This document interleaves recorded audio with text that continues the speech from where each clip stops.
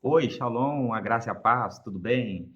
Estou de volta aqui mais uma vez, depois de um tempinho ausente, mas tudo é para a honra e glória do nome do Senhor Jesus. Vamos dar sequência ao nosso curso. Eu quero, antes de mais nada, já agradecer a participação de vocês, todos que estão aqui fielmente, aqui inscrito no canal e observando. Nós também temos aqui uma campanha de oração todos os dias pela manhã. Não sei se você está a par, mas 40 pessoas estão todos os dias ali orando com a gente e está só aumentando. Você que está inscrito no canal, que Deus continue te abençoando de coração. Eu estou falando aqui de Portugal, aqui da Europa, né? E vamos dar sequência agora a nosso estudo sistemático de teologia. E nós vamos falar sobre a epístola do apóstolo Paulo aos Filipenses, tá bom? Aos Filipenses. Então, pega aí a caneta, papel e pegue a sua Bíblia e bora lá crescer na graça e no conhecimento. Filipenses. Olha, Filipenses, eu quero confessar uma coisa para vocês. Toda vez que eu leio essa carta, olho se enche de lágrimas, meu coração se emociona, porque essa carta, já a primeira informação é que ela é uma carta de cunho pessoal e informal. Ela não tem uma pegada de falar sobre a alegria. Eu vou começar lendo Filipenses capítulo 4, versículo 4. Alegrem-se sempre no Senhor. Novamente digo, alegrem-se, né, na NVI. Repito, alegre. Então é chamado como a epístola da alegria, né? Só que um detalhe chama a atenção, é por isso que ela é muito especial. Essa carta do apóstolo Paulo, ela é conhecida, né? É fato histórico, como carta das prisões. É quando ele está preso em Roma. Então ele está passando um período de muito sofrimento na vida ministerial e na vida pessoal dele. Só que é interessante que, mesmo em meio ao sofrimento, ele está transbordando de alegria. E nós vamos ver nessa carta, ela é uma carta cristocêntrica, por mais de 50 vezes ele menciona a palavra Cristo. Então, a razão dele estar alegre é que Cristo está acima de tudo e de todos. É aqui em Filipenses que ele vai falar que ele perdeu tudo. Ele perdeu tudo para, para ganhar a Cristo. E tudo que ele ainda tem, ele reputa como esterco pelo ganho do Senhor Jesus Cristo. Olha que interessante. E muitas das vezes a gente perde algumas coisas de valor, algumas coisas que não tem preço, né? Algumas coisas assim muito importantes. Isso dói, causa um luto, né? Um rompimento na nossa vida. E tem pessoas que têm um quadro depressivo e isso faz parte da vida, né? Mas como tirar alegria em meio à crise, em meio à dificuldade? Cristo. Assim que ele perdeu tudo para ganhar Cristo e ser achado nele. Olha que coisa, que alguém queira encontrar Paulo. Onde que Paulo se acha? Em Cristo. Está entendendo? E ele conseguiu passar, né, essa situação, essa emoção, vamos dizer, sentimento de alegria. Porque nós vivemos em um contexto em que as pessoas estão buscando a alegria através de dopamina, através de obtenção de bens, recursos, conquista, de modo que isso traga felicidade, isso gere alegria. Isso é fato. Agora o apóstolo Paulo está aqui dando uma aula de extravagância de alegria. Só que ele deixa bem claro, é em Cristo, né? Por isso que é importante já deixar pontuado que o tema da carta é a alegria, só que a alegria em Cristo, certo? Agora, é interessante, e eu queria aqui começar a abrir a Bíblia com você, que essa igreja dos Filipenses, ela começou em Atos capítulo 16. Nem vou ler não para ganhar tempo. Mas lá em Atos capítulo 16, na segunda viagem missionária do apóstolo Paulo, Então ele chega ali com a comitiva, ele está ali com o médico Lucas. Que interessante, né? Lucas depois vai escrever o Evangelho de Lucas, vai escrever também Atos, mas é companheiro de Paulo então nas viagens, né? Ainda. E também é Silas, né? Silas, Paulo, Silas, e ele vai encontrando pessoas e ele vai ali ganhando almas e ele vai formando discípulos, formando obreiros. Quando ele chega em Filipos, na verdade não era a vontade dele ir para Filipos, ele ia para outra cidade. Mas ele ora e o Espírito Santo de Deus direciona o coração dele para ele ir para a região que é chamada da Macedônia. E quando ele chega, é interessante que você leia o capítulo 16 de Atos para você entender. Ele chega em Filipos, ele, como de costume, ele procura uma sinagoga no sábado para, a Bíblia fala, arrazoar, debater. Paulo era tremendo. E para ensinar, né, era numa sinagoga que ele procurava, como bom judeu, ali para servir ao Senhor Jesus Cristo. E naquela cidade não tinha sinagoga. Por quê? Porque para ter uma sinagoga havia uma regra de uma certa soma, uma quantidade de pessoas, né, minimamente, para ter uma sinagoga.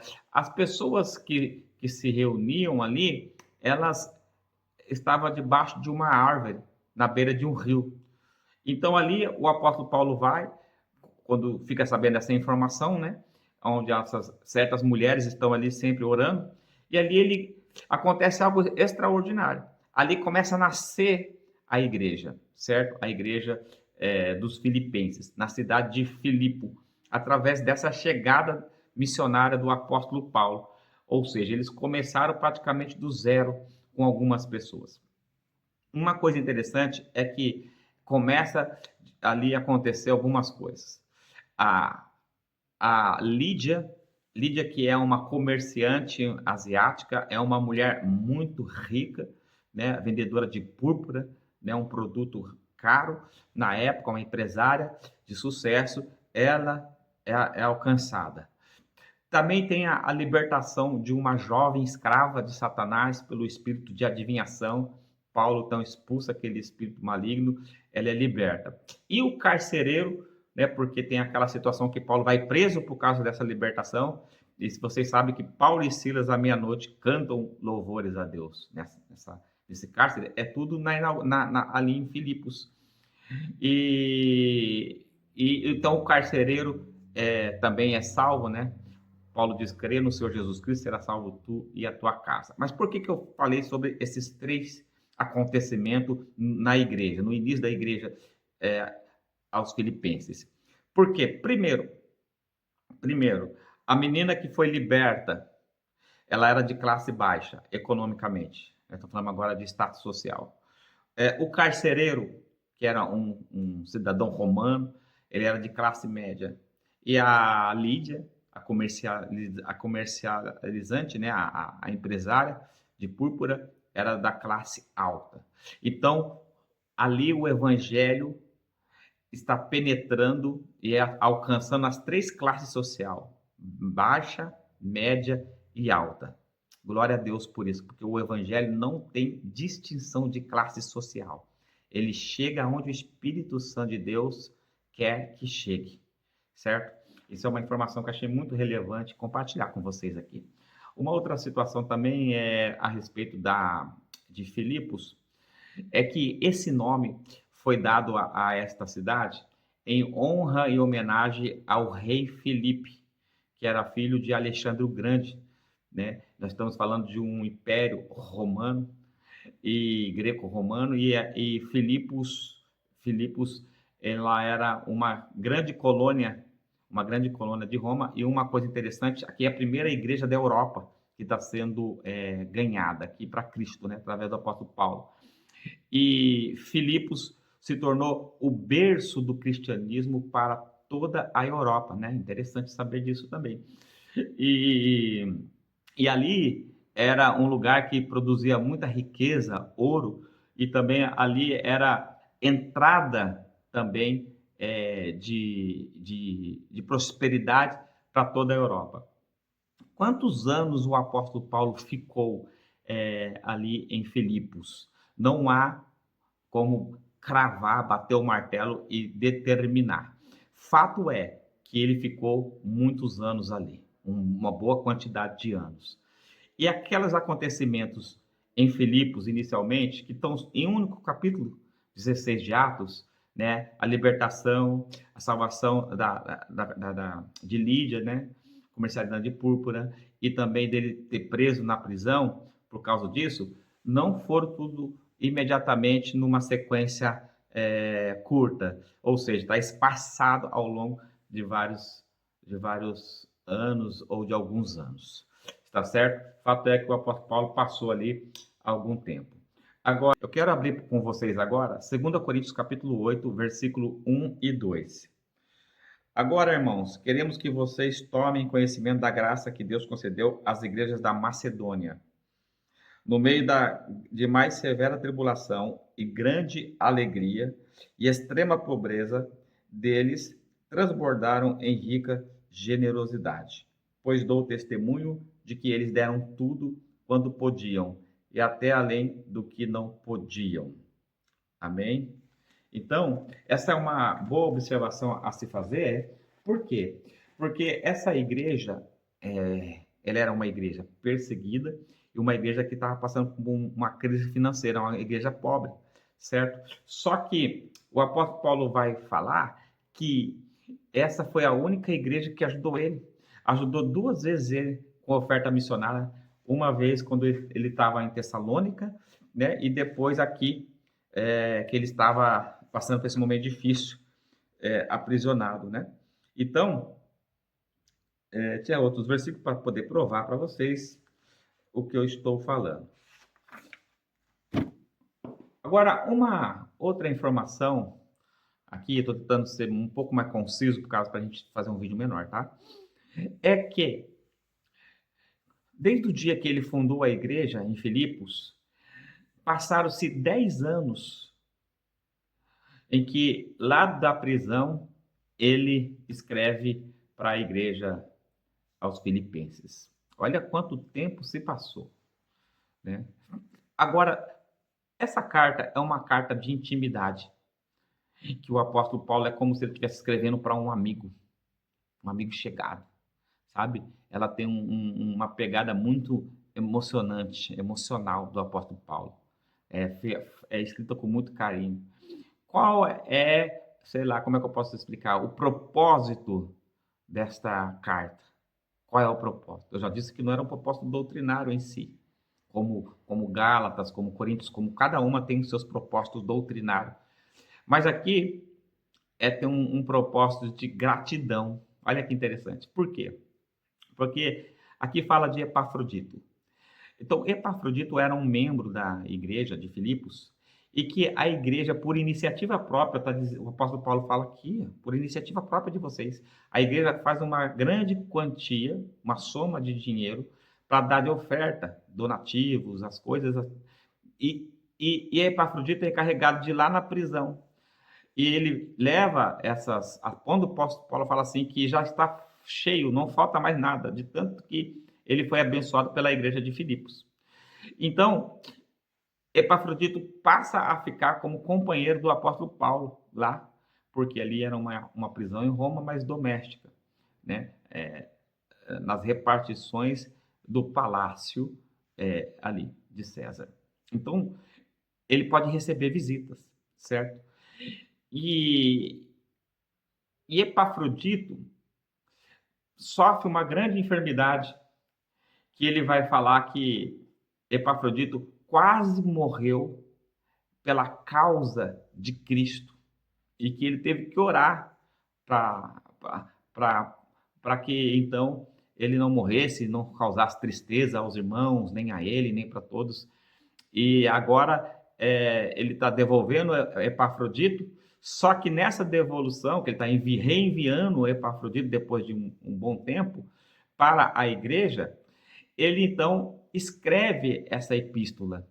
Ele escreve essa epístola com o propósito de gratidão pela oferta que a igreja de Filipos havia ali abençoado, está entendendo?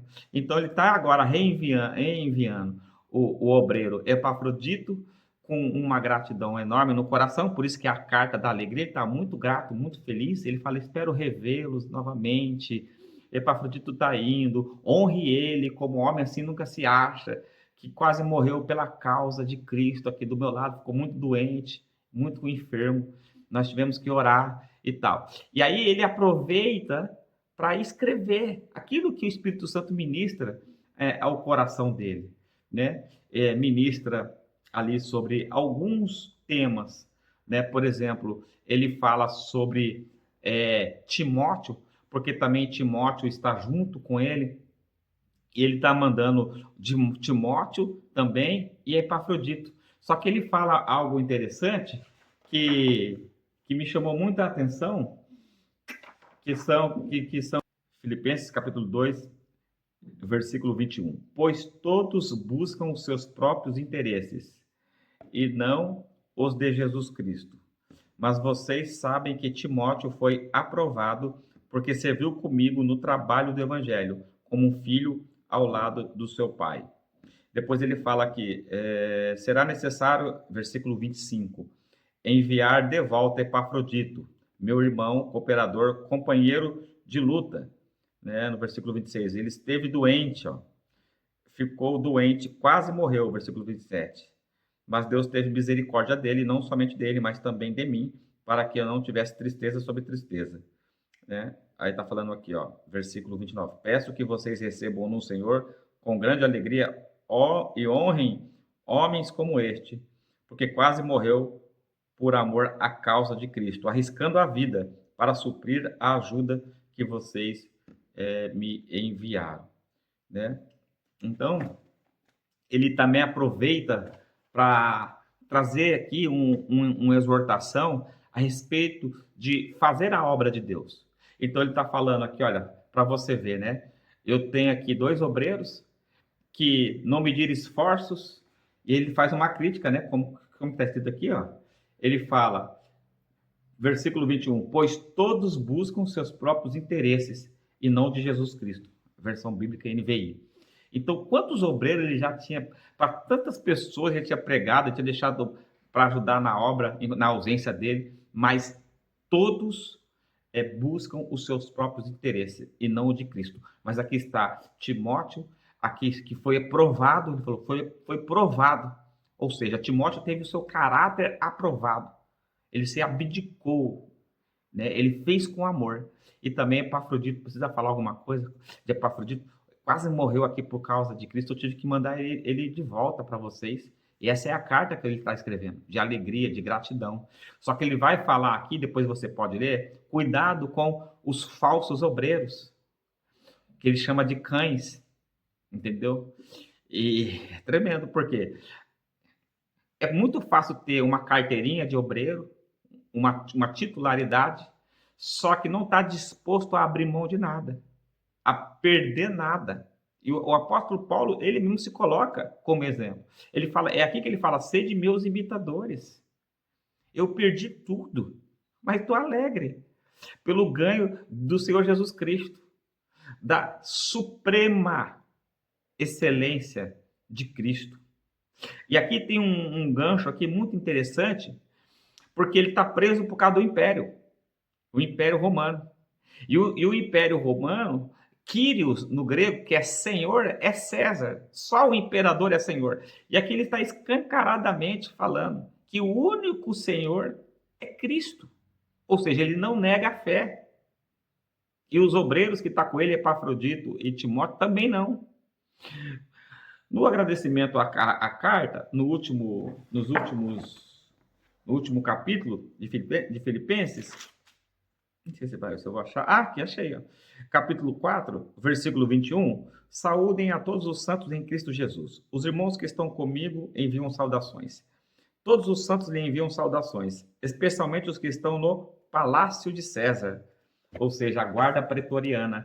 O que ele está querendo dizer? Outra coisa também interessante. Essa carta tem a intenção de motivá-los, porque muitos estavam desanimados. Paulo está preso. Ele fala, eu estou em algemas. Ele fala que está em algemas, aprisionado. Mas o evangelho não está aprisionado. Que tremendo, hein? E que mensagem. Porque ele ganhou muitas almas, inclusive do próprio palácio, os próprios romanos, soldados ali do palácio de César, que agora é membro fiel e está mandando especialmente um abração para a igreja de Filipos. Você está entendendo? É chamado de as algemas que pregam do apóstolo Paulo. Ele está preso em Roma, toda a guarda pretoriana do palácio está ouvindo a pregação, né? Interessante como este homem está esbanjando gratidão, está esbanjando alegria, ação de graça, onde ele mais sofreu. Vamos para a Bíblia?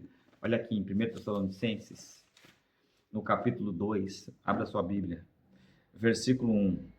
Irmãos, vocês mesmos sabem que a visita que lhes fizemos não foi inútil.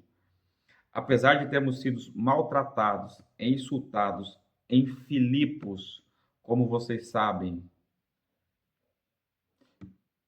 com a ajuda de nosso Deus, tivemos coragem de anunciar-lhes o Evangelho de Deus em meio a muitas lutas. Está entendendo? Ou seja, maltratado e humilhado, muitas lutas, está entendendo? Lá em Filipos. Então ele tinha motivos de sobra para virar as costas para Filipos. Só que não. Isso mostra para nós que em Cristo nós somos mais que vencedores. E aqui também, em Filipos, que nós temos essa pérola que ele fala: eu aprendi a sofrer, eu aprendi a viver com escassez, a passar fome, mas aprendi também a ter fartura, a viver em prosperidade. Tudo posso naquele que me fortalece, entendeu? E como a igreja está passando uma prova muito grande de Filipos, é aqui nessa epístola que ele está escrevendo. Ele está escrevendo que aquele que começou a boa obra é fiel para terminar até o último dia de Jesus Cristo. Ele está dizendo: Jesus vai aperfeiçoar aquilo que eu preguei. Vocês vão crescer, vão amadurecer, vão prosperar, vão vencer, e nada vai poder impedir o evangelho de crescer. Querido, fico muito feliz que você ficou até o final do vídeo. Se você ficou até o final do vídeo, coloca aqui assim, ó: em Cristo sou mais que vencedor. Coloca aí para mim saber. Em Cristo sou mais que vencedor. Deixe também uma participação, deixe também o seu like, né? Se você ainda não é inscrito no canal, de repente Deus te trouxe aqui, se inscreva no canal, né? Vamos junto crescer na graça e no conhecimento. Já tem bastante conteúdo no canal, dá para você maratonar e também ficar aí atento aos novos conteúdos que nós estamos voltando com todo vapor para a glória de Deus. É uma correria parar para fazer um conteúdinho aqui, mas tem muita coisa boa para compartilhar com vocês, tá bom? O meu forte abraço e agradeço pela fidelidade da companhia, e que Papai Celestial vos abençoe. Shalom e até a próxima oportunidade.